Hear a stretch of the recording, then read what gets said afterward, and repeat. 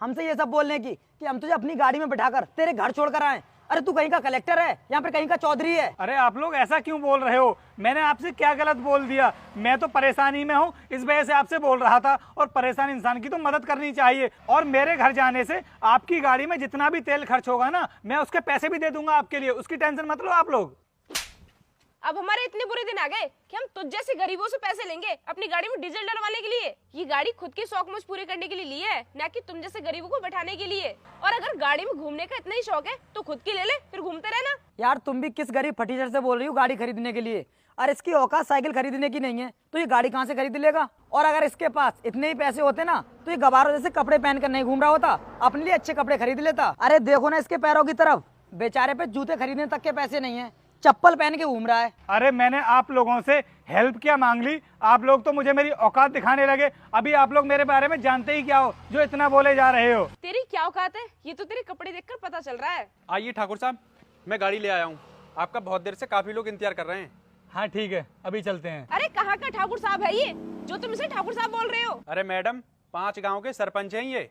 अगर यहाँ पर कोई भी मैटर बिगड़ता है तो ठाकुर साहब ही संभालते हैं। भैया फिर तो पैसा भी बहुत होगा इनके पास में। अरे भाई साहब, ठाकुर साहब के पास पैसों की कमी नहीं है और गाड़ियों का तो बहुत शौक है ठाकुर साहब को। हर कंपनी की गाड़ी है।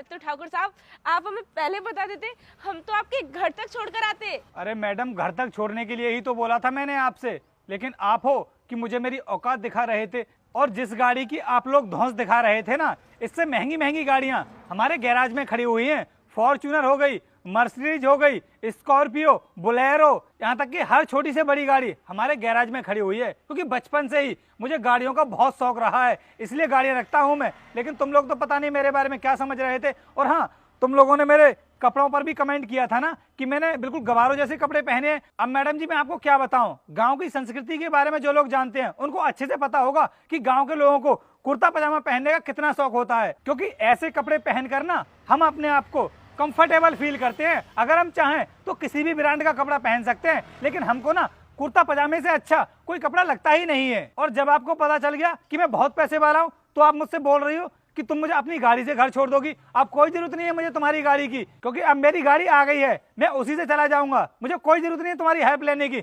मैं तो सोच रहा था कि आप लोग यहाँ पर खड़े हो, भले इंसान हो गए, इसलिए तुमसे मदद मांग ली। लेकिन मुझे क्या पता था कि तुम्हारे अंदर इतना एटीट्यूड है। चलो मनु, हम लोग निकलते हैं यहाँ से। आइए सर।